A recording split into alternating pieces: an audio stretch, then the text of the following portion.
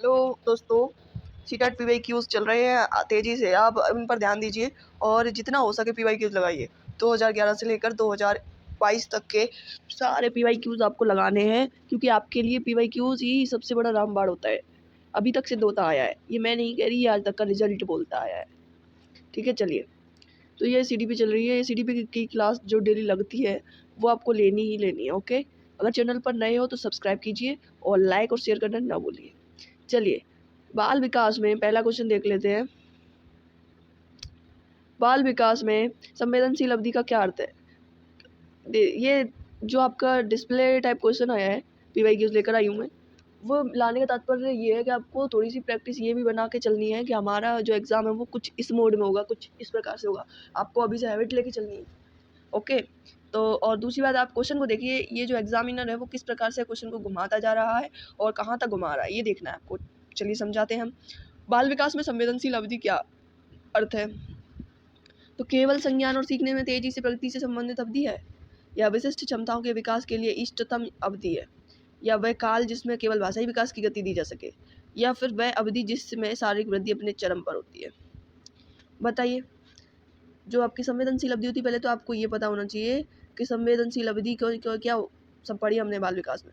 Child development में आपने जो सेंसरी मोटर वाली जो स्टेज है वो हमने अभी तक 0 से 2 यानी शैशवावस्था पढ़ी है। यानी ये शैशवावस्था की बात कर रहा है। अभी तक जो आपके प्रश्न पूछता था वो सीधा सीधा बोल देता था एग्जामिनर कि बताइए शैशवावस्था में क्या होता है, क्या लक्षण होते हैं चाइल्ड के, कितना डेवलपमेंट होता है, ये सब। लेकिन यहाँ पे उसने घुमाया क्वेश्चन, बाल विकास में संवेदनशील अवधि का क्या अर्थ है। यानी केवल अब आपको ये सोचना है, अगर आपने कंसेप्चुअल पढ़ा हुआ है, आपने बहुत ही बारीकी से पढ़ा हुआ है, तब आप इसको कर पाओगे अच्छे से, बिल्कुल कॉन्फिडेंस के साथ, बिना टाइम वेस्ट किए। इसलिए कहती हूँ आप अपने कंसेप्ट तैयार कीजिए। अब बाल विकास में संवेदनशील अवधि सोचिए ज़रा कि जो आपका जो शैशवावस्था होती है वो संवेदनशील क्यों कही गई है, कि उसका कहने का तात्पर्य क्या है? तो वह अवधि जिसमें शारीरिक वृद्धि अपने चरम पर होती है, या फिर जिसमें भाषा होती है। तो केवल भाषा लिखिए तो ये आपका गलत है, क्योंकि सीटेट है। सीटेट में केवल शब्द हमेशा ज़्यादातर गलत ही साबित हुआ है।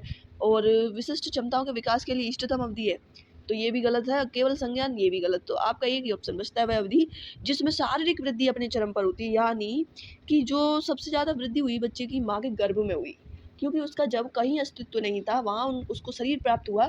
तो सब यही माना जाता है कि जो बच्चे का शरीर के जो अंगों का विकास होता है सबसे ज़्यादा तो गर्भ में ही हो जाता है। लेकिन वह चरम की बात कर रहा है, तो शारीरिक वृद्धि जो है बच्चे की माँ तक हो जाएगी, शैशवावस्था तक, जिस वह अवधि है जिसमें शारीरिक वृद्धि अपने चरम पर होती है। सही बात है, फिर तो धीरे धीरे बढ़ेगी ही बढ़ेगी वृद्धि, लेकिन चरम पर ही है वो, हम ऐसा बोल सकते हैं। Is the right answer. ठीक है, विकास का शीर्ष अब नेक्स्ट है, विकास का शीर्षगामी सिद्धांत प्रतिपादित करना है कि शीर्षगामी क्या होता है। देखिए, हमेशा बोलती हूँ कि आप बाइलिंगुअल पढ़ा कीजिए, क्योंकि जो बाइलिंगुअल होता है ना, वो उसमें क्या होता है, कुछ वर्ड इंग्लिश के तो हमेशा हमेशा वही रहते हैं जो उसमें दिए। हिंदी के शब्द बार बार चेंज हो जाते हैं, वो कर सकता है, इसमें आप घूम सकते हो और आप हो जाते हो कन्फ्यूज हो सकते हो, इसलिए आपको इंग्लिश भी साथ में लेकर चलनी होगी। ठीक है, इसको इंग्लिश में पढ़िए। Thought becomes abstract and idealistic during the period of, ये हम दूसरे में पहुँच गए। ये रहा सिफेलो कैंडल प्रिंसिपल। सोचिए, सिफेलो की बात हो, यानी सिर से पैर तक। अब आया ना समझ में? सिर से पैर तक होता है ये विकास। ये विकास केंद्र से छोर तक होता है, पैर से सिर की ओर होता है, छोरों से केंद्र की ओर होता है, क्योंकि ये सिफेलो कोऑर्डल विकास प्रिंसिपल है। तो ये हमने आपको पढ़ाया हुआ है। सिफेलो कोऑर्डल क्या होता है? शीर्षगामी, यानी शीर्ष, पहले ही पता चल रहा है, सिर से पैर की ओर जाएगा विकास। तो आपका फर्स्ट आंसर हो जाएगा, first option is the right answer. Okay, चलिए।